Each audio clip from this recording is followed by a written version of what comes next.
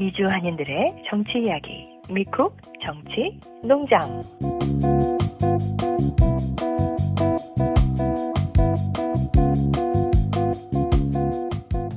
미쿡 정치농장 너구리입니다. 오늘도 노무사저씨, 양희님 함께 해주고 계십니다. 안녕하세요. 안녕하세요. 안녕하세요. 네, 반갑습니다. 지난 한 주간도 굉장히 따끈따끈한 한 주간의 정치 소식을 모아봤습니다. 첫 번째로 이제 정부의 전산행정이 이제 마비가 됐었는데요. 4차례 정도 마비됐습니다.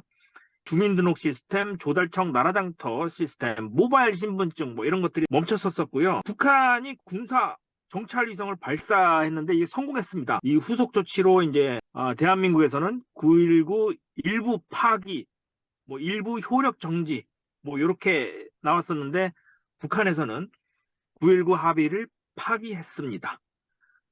그 다음으로 뽑은 소식은 오징어 게임으로 유명한 그 영화배우 이정재 씨 아실 텐데요.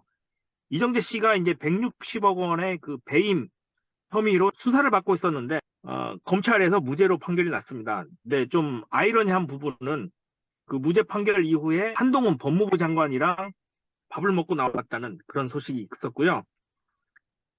민주당 내에서 그 이재명 대표에게 그 연동형 비례제 유지와 그 위성정당 금지 입법 어떻게 할 거냐 이런 압력이 민주당 내에서도 솔솔 나오고 있습니다.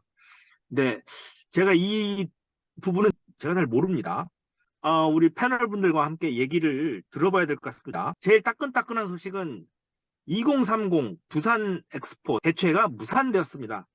윤석열이 지난 뭐 1년간 89개국 정상과 만나고 뭐 한 60여 개국 정상들과 이제 전화 통화도 하고 그랬다는데 어쨌든 개최에는 실패했습니다. 이와 관련해서 이제 김기현 대표가 한마디 거들었는데요. 이번 부산 엑스포 개최는 우리나라가 늦었다. 이제 전 문재인 정부 시절 때 이제 사우디보다 늦게 뛰어들었기 때문에 우리가 좀 늦었다. 뭐 이런 주장을 했습니다. 이 중에서 연동형 비례제 유지와 위성정당 금지 입법 요거 전 잘 모르겠는데 이게 무슨 말이죠?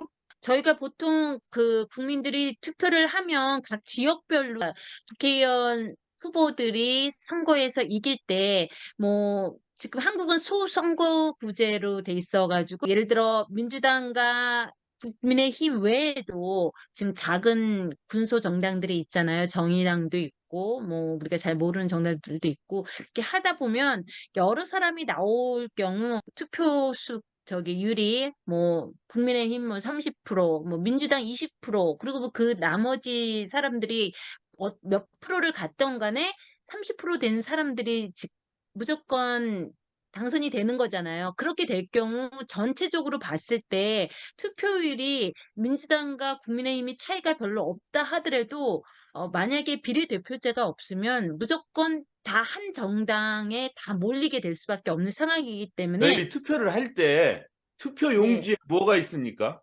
투표용지에 그 지역구 국회의원 후보들이 있고 또 그다음에 당에 우리가 선택할 수 있죠. 그러니까 지지하는 후보와 정당 정당. 두 곳을 찍는 거죠. 유권자는. 네.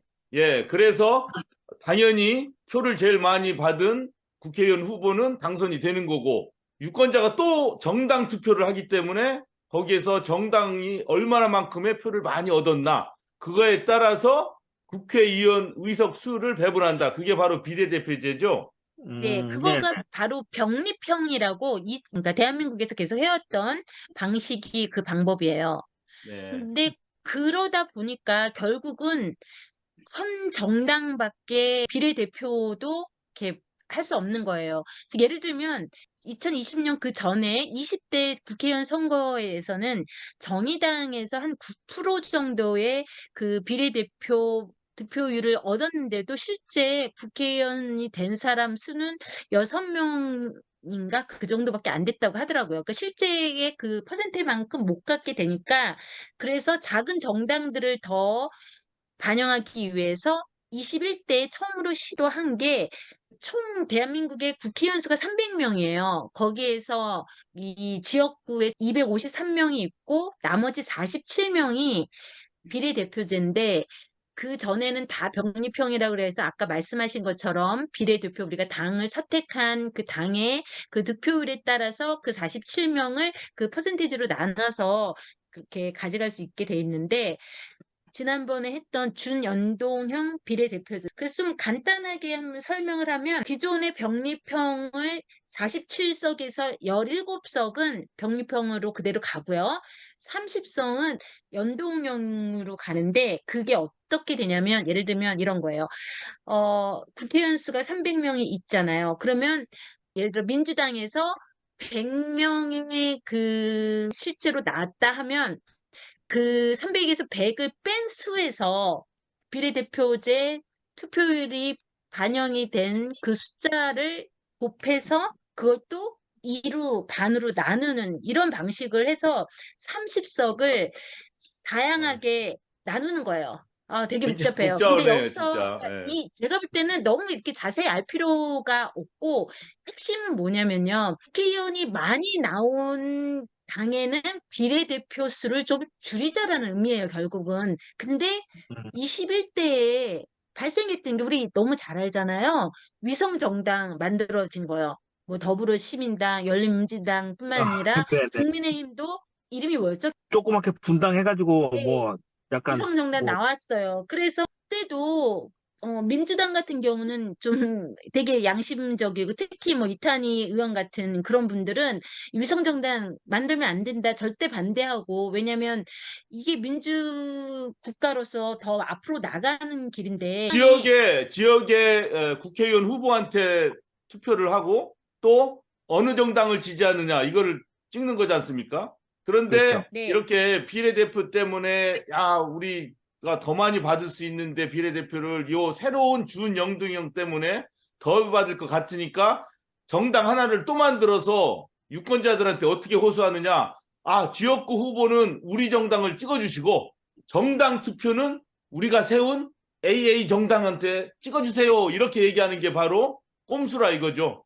네. 근데 음, 거기서 포인트가 뭐냐면, 그 사람들이 이거 자세히 모르는 사람들은 왜 그냥 그럼 기존에 있는 정당에 있는 거기다가 거기도 투표하면 되지라고 생각하는데 아까 제가 잠깐 말씀드렸지만 그 산출하는 방식이 준연동형 비례대표제는 국회의원 수 253석에서 국회의원이 이미 당선된 숫자를 뺀 숫자를 거기에를 토대로 하기 때문에요. 아예 국회의원 의석이 없이 한 명도 그러면 아예 후보를 안 내버리면 그러면 100%그 숫자의 비례대표 득표율을 바로 산출하면 더 많은 사람을 확보할 수 있잖아요. 그렇게 음, 되기 때문에 이런 꼼수를 부릴 수 있게 되는 거고 국민의힘은 처음부터 자기네는 그렇게 가겠다고 했어요. 그러니까 전혀 꺼리낌 없이 그렇게 하고 있기 때문에 민주당 같은 경우도 그거 갖고 찬반 논란이 되게 많았지만 마지막에 가서 그때 이해찬 대표로 계셨을 때 결정을 해서 똑같이 위성정당 만드는데 동의를 하고 이렇게 지나갔거든요. 지금 이재명 대표도 지금 현재 상태에서는 어떤 대안이 나오지 않는 한 무시하고 갈 수는 자, 없는데 예, 예, 동의하고 있는 것 예. 같아요. 그런데 뭐 이재명 대표 이런 거 떠나기 전에 우리 동포들은 이 네네. 사실관계를 좀 알았으면 좋으니까 워낙 복잡하니까 쉽게 얘기해서 네. 그 위성정당을 만들면 원래는 이 비례대표제가 소수정당한테 유리하고 여러 가지 계층의 사람들을 대표할 수 있는 의원들을 잘 선출할 수 있도록 그래서 모든 국민의 뜻이 잘 국회에 반영될 수 있도록 하자는 취지인데 이렇게 위성정당을 만들어서 하는 것은 그런 취지에 어긋나고 거대 정당이 의석수를 더 많이 가져가게 하는 꼼수를 부릴 수 있다. 이런 거 아닙니까? 예. 네, 그래서 그 선거법, 국회의원 선거법을 좀 개정하자는 여러 가지 안이 나오는데 국민의힘 같은 경우는 대놓고 우리는 위성정당이라도 만들어서 무조건 많이 가져가겠다. 근데 민주당 같은 경우는 그런 것은 옳지 않다. 따라서 우리는 그런 걸 반대하고 또 국민의 뜻을 제대로 반영하는 그런 연동형 비례제도를 원한다. 그러나 여기서부터가 문제가 이제 민주당 내에 갈리는 거죠. 그런데 이재명 네. 대표 같은 경우는 이거를 따라가게 되면 우리는 양심적으로 위성정당 안 만들고 따라가면은 국민의힘이 의석수를 많이 가져가고 이 폭주하는 윤석열 정부를 막지 못한다. 따라서 우리는 우리 민주당의 그런 취지에는 맞지 않지만 현실 때문에 우리는 국힘처럼 위성정당도 만들고 그렇게 가자. 이런 것이 이재명 대표와 지지하는 사람들의 주장이고, 이탄희 의원 같은 경우는 소수 정당이 살아야 우리나라의 진정한 민주주의가 펼쳐진다. 이것은 김대중 대통령도 노무현 대통령도 이렇게 했다 해서 그거를 민주당 지도부에 읍소를 한 거 아닙니까? 이렇게 하자고. 그래서 그 두 네. 가지 의견이 팽팽하다. 뭐 들어보니까 이게 저는 복잡하네요. 예. 우리가 의견을 가질 수 있잖아요. 그러니까 염서재 씨가 말씀하셨지만 국민의힘이 그러니까 한쪽에서만 아무리 이게 옳고 옳은 길로 가야 된다라고 했을 때 그 다른 사람들이 그걸 악용을 한다면 결국 바보 되는 거잖아요. 예, 그런데 저는 어떤 의견도 있냐면 이재명 대표와 이 현실을 생각해야 된다. 열토당토하는 윤석열의 폭주 이런 거를 막아야 된다. 그 의견도 있고 좋은 의견이에요. 이것도 현실을 무시할 수는 없지 않습니까? 상당히 많은 숫자가 그 의견 존중하고, 또 어떤 쪽의 의견도 있냐면 지금은 민주당이나 국힘이나 둘 다 기득권이야. 이제 옛날처럼 독재 권력, 우리 그 서울의 봄이란 영화가 유행하지 않습니까? 그때처럼 네. 창칼과 군화로 짓밟혀가지고 바른 소리만 하면 잡혀가는 때가 아니라, 아무리 윤석열 정부가 폭주를 해도 아직도 언론이 살아있고 이런 상태고, 그런데 야당도 옛날과는 달리 그 국회를 장악할 수 있는 권리가 있고, 여당도 행정부를 갖고 있는 권력이 있어서 둘 다 기득권이다. 그래서 일반 보수층과 일반 사람들의 신뢰를 둘 다 좀 잃고 있다.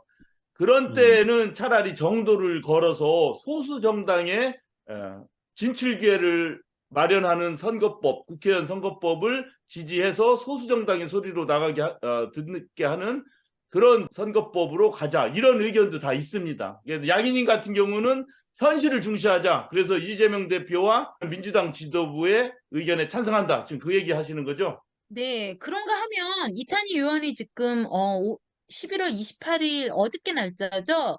민주당의 그 다른 의원들 75명하고 같이 위성정당 발의법을 발의를 했다고 하거든요. 만약에 이 법이 법안으로 상정이 된다면, 그래서 결정이 된다면 그렇게 가면 가장 좋죠.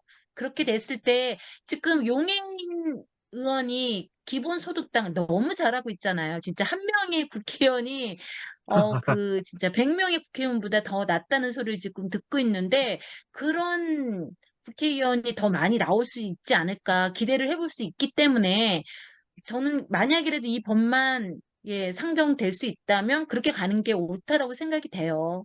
예, 그리고 오늘 제가 봤는데 용해인 의원이 개혁 신당연합 이거를 추진한다고 해서 네. 그 인터뷰하는 내용을 봤습니다. 그러니까 왜냐하면 보수 진보 이렇게 나눠가지고 보수에는 국민의힘 당이 이제 보수의 대부분을 장악하고 있지만, 뭐 이준석이라든가 다른 사람들이 보수 신당을 만들 수가 있다 이거죠. 그러면 민주 진보 쪽에서는 민주당이 이제 석권을 하고 있지만, 이준석의 보수 신당과 국민의힘의 보수 본당에 대칭되는 또 개혁 신당을 만들어서 민주당이나 국힘당에 둘 다 지지하지 않는 중간층 계층이 이준석 신당으로 가지 않도록 개혁 신당 쪽에 이렇게 평형을 맞추는 그런 구실을 하고, 또한 양대 정당이 계속 현재 구도를 가면은 대한민국 정치 발전이 없기 때문에 새로운 방향을 제기할 수 있는 그런 개혁 신당 연합을 좀 만들었으면 좋겠다라고 이렇게 주장하는 거 들었는데,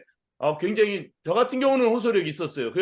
우리 미주 동포 여러분들, 유권자분들도 꽤 정파 여러 정당의 얘기들을 다 들어보셨으면 좋겠어요. 왜냐하면 뭐 다 나쁜 놈들은 아니에요. 좋은 뜻도 있고 정말 우리나라의 발전과 국민들을 위해서 어떤 주장이 더 좋은 건지 많이 들어보고 신중하게 판단하고 투표를 하셨으면 좋겠어요. 우리 재외국민 투표. 네, 뭐 무엇보다 좀 안타까운 부분이 이제 국민의힘당이나 민주당이나 야 이게 우리 당에 뭐가 좋냐, 뭐 이게 당연한 그런 어떤 발상의 시작이긴 한데, 그것보다 이제 어떤 제도가 정말 국민을 잘 대변할 수 있겠는가, 뭐 이런 것들이 먼저 좀 고민이 된 다음에 이 방법이 제일 낫다. 뭐 이렇게 돼야 되지 않을까. 뭐 이런 생각이 드네요. 예, 예, 미국 같은 경우도 공화, 뭐 민주 두 거대 정당이 뭐 지금까지 쭉 장악을 하고 있고 제3당 같은 경우는 뭐 명함도 못 내지 않습니까? 이 200년 역사 네네네.